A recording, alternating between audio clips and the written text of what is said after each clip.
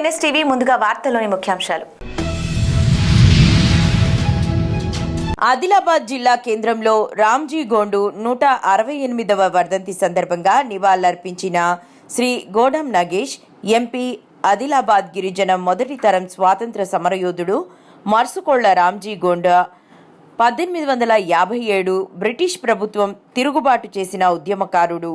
అన్ని వర్గాల ప్రజలను ఏకంగా చేసి బ్రిటిష్ ప్రభుత్వం మరియు నిజాం ప్రభుత్వం తిరుగుబాటు చేసిన నాయకులు. అమరవీరుల మర్సుకోళ్ల రామ్జీ గోండు అమరత్వాన్ని నేడు బీజేపీ ప్రభుత్వం గుర్తించి వారి చరిత్ర భావితరాలకు అందించాలనే దృక్పథంతో వారి పేరిట 25 కోట్లతో హైదరాబాద్లో మ్యూజియం నిర్మిస్తున్నది. భారతదేశంలో యోజన ద్వారా గిరిజనులకు అభివృద్ధి చేయాలనే తపనతో ప్రధానమంత్రి శ్రీ నరేంద్ర మోదీ ముందు ఉంటారు అని ఆదిలాబాద్ ఎంపీ అన్నారు. స్వతంత్ర సమరంలో ముందుండి పోరాటం చేసినటువంటి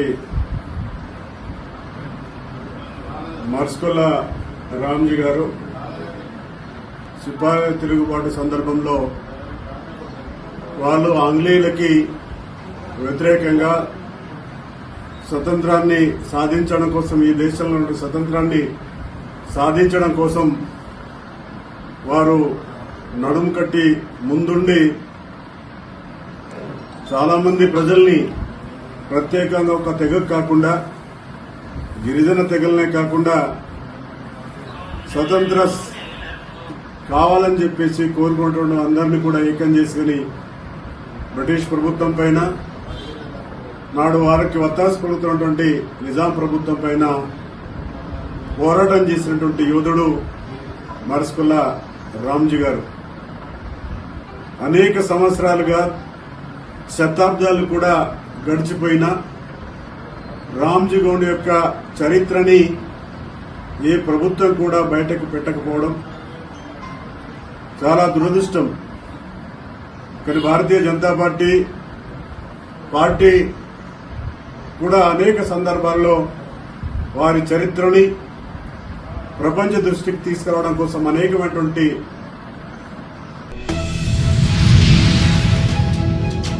వంట గ్యాస్ చమురు ధరలను పెంచి దేశ ప్రజలను ప్రధాని మోదీ వంచారని, పేదలపై పన్నులు పెంచుతూ సంపన్నులకు రాయితీలు ఇస్తూ నరేంద్ర మోదీ నయవంచన పాలన చేస్తున్నాడని సిపిఐ మాస్లైన్ ఆర్మూరు డివిజన్ సహాయ కార్యదర్శి ఆర్ రమేష్ తీవ్రంగా విమర్శించారు.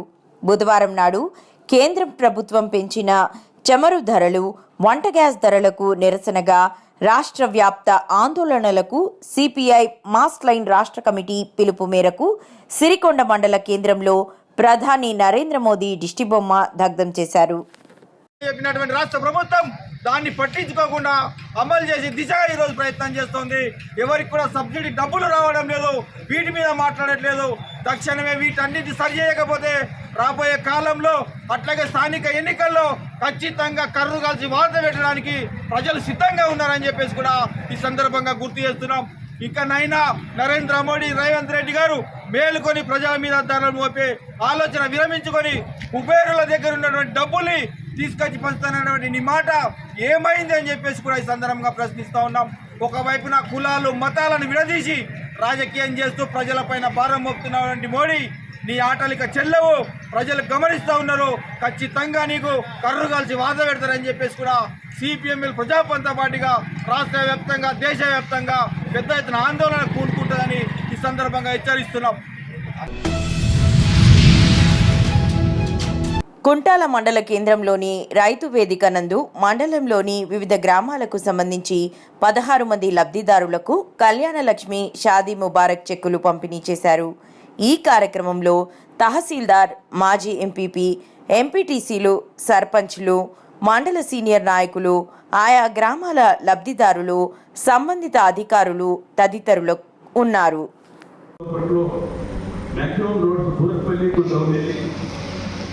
తర్వాత మనం మెదన్పూర్ కాగా రాజాపూర్ టు సూర్యాపూర్, అదేవిధంగా అమ్మగంటి టు గొల్మడ మండలి, నర్సప్ప మండలి, ఈ అన్ని రోడ్స్ తొందరగా కంప్లీట్ చేస్తానని మీకు సభాముఖంగా తెలుస్తున్నాను. ఇంకా మీకు మెయిన్ రోడ్ ఉంది వజ్రఘట్టం ఆనందపాడు. ఆ రోడ్ కూడా సిఆర్ఐఎఫ్ అని సెంట్రల్ ఫండ్ ఉంటుంది. ఆ సెంట్రల్ ఫండ్లో కూడా పెట్టాము. అది శాంక్షన్ అయిపోతే అది కూడా పనిచేస్తాను. ఎందుకంటే మీకు దాదాపు 20 విలేజెస్లో పనిచేసే రోడ్ అది ముఖ్యమైన రోడ్ అంటే అదే ఉన్నది వజ్రఘట్టం ఆనందపాడు. ఆ రోడ్ కూడా పూర్తి చేస్తానని సభాముఖంగా తెలియజేస్తున్నాను. ఏ వర్క్స్ కూడా పెండింగ్ ఉన్నప్పుడు కళ్యాణ లక్ష్మి కానీ సీఎం రిలీఫ్ గురించి కూడా మీకు చెప్తున్నాను. ఎవరైనా కానీ గత రాజీవ్ ఆరోగ్యశ్రీ డాక్టర్ వైఎస్ రాజశేఖర రెడ్డి మన ముఖ్యమంత్రి ఉన్నప్పుడు ఇంట్రొడక్షన్ చేశారు. ఇంట్రొడక్షన్ చేసినప్పుడు ఉమ్మడి ఆంధ్రప్రదేశ్లో 6 కోట్ల జనాభాకు ఈ రాజీవ్ ఆరోగ్యశ్రీ వర్తిస్తుందని చెప్పడం జరిగింది. నేను కూడా సీఎం రిలీఫ్ చెక్కు నాకు ఏ పార్టీ భేదం లేదు, ఎవ్వరు కూడా రావచ్చు. నా దగ్గర నాకు ఓటు వేసినోళ్ళు రావచ్చు, ఓటు వేయనోళ్ళు రావచ్చు, ఎవరు కూడా రావచ్చు. నాకు మీ కష్టంగా ఉన్న పైన ఖచ్చితంగా ఈ రోజు వరకు 2,400 చెక్ ఇచ్చాము. ఇప్పుడు కూడా మీకు సభాముఖంగా తెలుస్తున్నాను. కులం జాతి ఏమేమి నాకు ఏం లేదు, పార్టీ భేదం కూడా లేదు.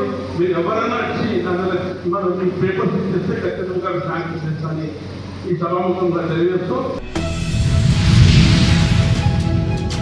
కుంటాల మండలం ఓలా గ్రామం విశ్వబ్రాహ్మణ కుటుంబానికి చెందిన రాజశేఖర్, రంజిత్, రాకేష్ గార్ల వడ్రంగి దుకాణాలు ఇటీవల షార్ట్ సర్క్యూట్ కారణంగా పూర్తిగా దగ్ధం కావడం జరిగింది. ఆ దుకాణంలో ఉన్న పనిముట్లు మరియు ఇతర వస్తువులు పూర్తిగా నేలమట్టమయ్యాయి. ఈ విషయం వివిధ మాధ్యమాల ద్వారా మరియు గ్రామస్తుల ద్వారా తెలుసుకున్న మోహన్ రావు పటేల్ ప్రజా ట్రస్ట్ చైర్మన్ భోస్లే మోహన్ రావు పటేల్ ఓలా గ్రామానికి వెళ్లి గ్రామస్తులు మరియు బాధిత కుటుంబీకులతో కలిసి పరామర్శించారు. కాలిపోయిన దుకాణాలను పరిశీలించారు. గత కొద్ది రోజుల క్రితం ఫర్నిచర్ పనిచేసుకునే యువకుల 3 దుకాన్లు షార్ట్ సర్క్యూట్తో పూర్తిగా అగ్నికి ఆహుతి కాలిపోవడం జరిగింది.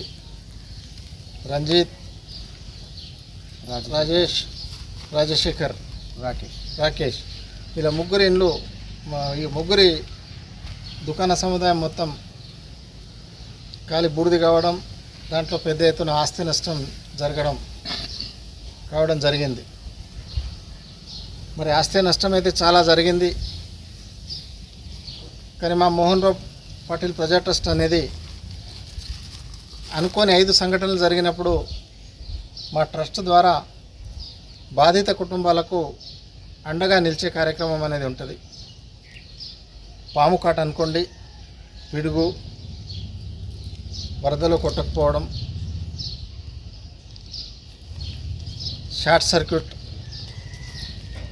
ఇలాంటి అనివార్య కారణాలు జరిగినప్పుడే ట్రస్ట్ అనేది సాయం చేయడం జరుగుతుంది. మరి మేము బైన్సాలో లేకపోవడం వల్ల మీ పరామర్శకు రావడం కొంత ఆలస్యమైంది. మరి సమాచారం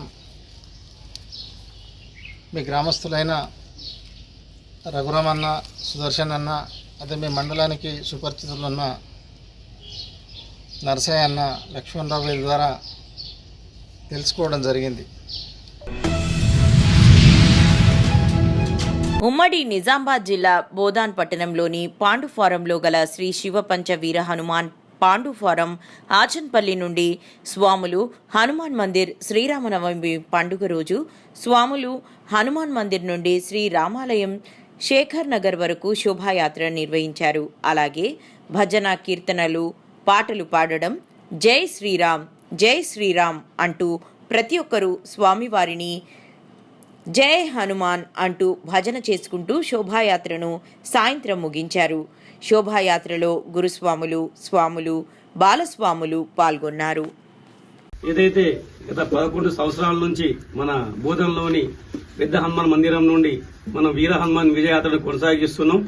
ఈ సంవత్సరం కూడా ఏప్రిల్ 12వ తారీఖున సాయంత్రం 4 గంటలకి విశ్వ హిందూ పరిషత్ బహిరంగుల ఆధ్వర్యంలో వీర హనుమాన్ విజయయాత్ర శోభయాత్ర ఘనంగా నిర్వహించబడుతుంది. అందరూ తప్పకుండా రావాలి, హిందూ బంధువులు అందరూ తప్పకుండా రావాలి. ఈ యొక్క మెసేజ్ ని అందరికి మనం వాళ్ళకి ఫార్వర్డ్ చేయండి. ఖచ్చితంగా అందరు రావాలని కోరుకుంటున్నాం. జై శ్రీరామ్. జై శ్రీరామ్. జై శ్రీరామ్. జై శ్రీరామ్. జై శ్రీరామ్. జై శ్రీరామ్. జై శ్రీరామ్. జై శ్రీరామ్.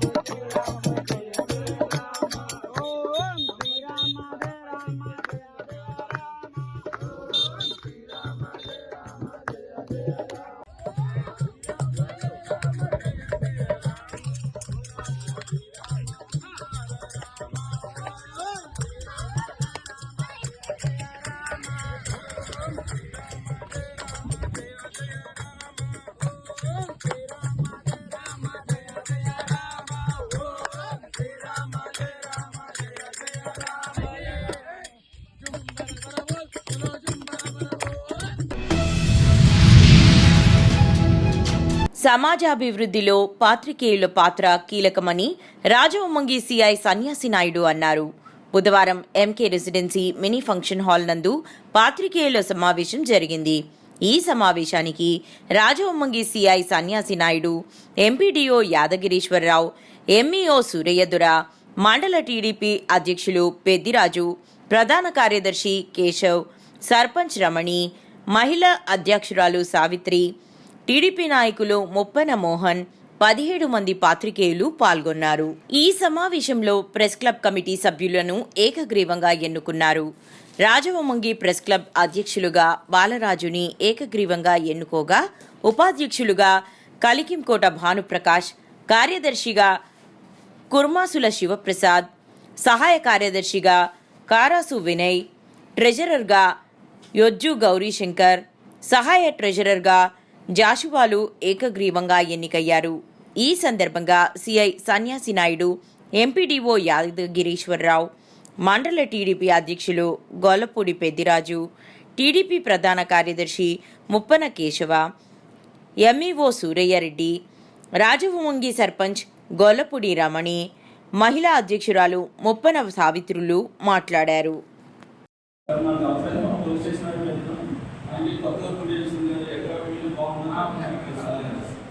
చిన్నప్పటి నుంచి పోలీసులు కూడా పేరెంట్ ఆంజనేయ గారు పోలీసులు కూడా అంటారు. దాని సాధ్యత లేని మూడో స్టార్ట్ చేసి అందరూ టీడీపీ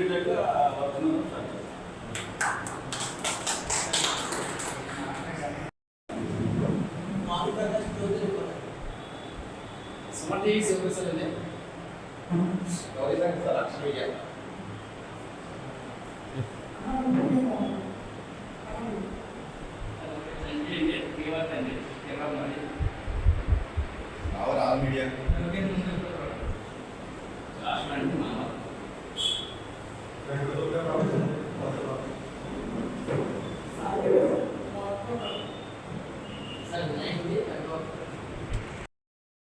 మంతార్పణంలో గొప్పతనం, గుళ్ళో పూజలు ఉంటూ మంతార్పణంలో గొప్పతనం ఏం కాదు. అలాగే ఒక బిహేవియర్గా ఉంటూ ఒక వార్తను బయటికి పంపించినప్పుడు ముఖ్యంగా అక్షరాలు తప్పు రాకుండా ఉండే సిద్ధాంతం కూడా మనం పాటించాల్సిన అవసరం ఉంది. దయచేసి ఎవరు ఏమనుకోద్దు, ఈ విషయం నాకు ఎప్పటి నుంచో చెప్తామని అనిపించింది, చెప్పారు. ఒక్క అక్షరంలో అర్థం మారిపోతుంది. బయటికి పంపించినప్పుడు ఒకసారి చూసుకోండి. ఎందుకంటే ఈ వార్త కోడి మంది చదువుతారు. దగ్గరగా ఉన్నోడు అర్థం అవుతుంది, దూరంగా ఉన్నోడు అదే నిలబడుకుంటాడు. అంచేత ఈ విషయం చెప్పలేదు. ఈ అవకాశాన్ని ఇచ్చినటువంటి పెద్దలందరికీ కూడా నా యొక్క హృదయపూర్వక అభినందనలు తెలియజేస్తున్నాను.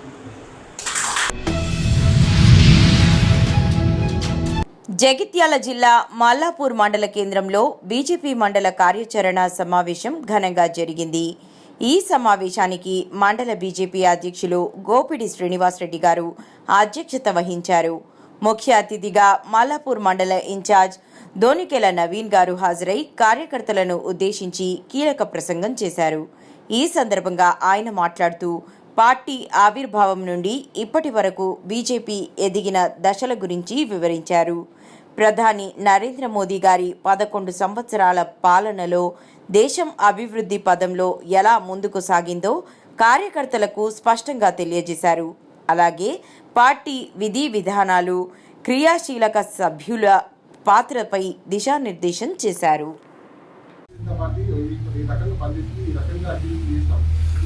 ఏ ప్రభుత్వం కూడా కాంగ్రెస్ పార్టీ అధికారం చేపట్టి 50 సంవత్సరాలు ఈ దేశం పరిపాలించినా కూడా ట్రిపుల్ తలాక్ను దాని గురించి నిర్ణయం తీసుకోలేదు, 370 ఆర్టికల్ గురించి నిర్ణయం తీసుకోలేదు, వక్ఫ్ కోడ్ గురించి నిర్ణయం తీసుకోలేదు, అయోధ్య రామ మందిరం గురించి నిర్ణయం తీసుకోలేదు. అంటే ఈ దేశం లోపల కాంగ్రెస్ ప్రభుత్వం ఉన్నట్టయితే ఇప్పటి వరకు ఇక్కడ బాంబులు జరిగేది, ఇక్కడ వెళుతూ తెలియదు. చూడండి, మీకు అందరూ కూడా తెలుసు, ప్రజలు కూడా ఇవ్వాలి. కాంగ్రెస్ పార్టీ దేశాన్ని పరిపాలించినప్పుడు మనం బయట పోయే పరిస్థితి కూడా మన ఇంటికి తిరిగి వచ్చేదానికి కూడా నమ్మకం లేని పరిస్థితుంది. ఎప్పుడు ఎక్కడ బాంబులు వెళ్తూ తిన పరిస్థితి. కానీ భారతీయ జనతా పార్టీ దేశంలో అధికారంలోకి వచ్చిన తర్వాత ఒక్క బాంబు పెళ్లి కూడా జరగలేదు.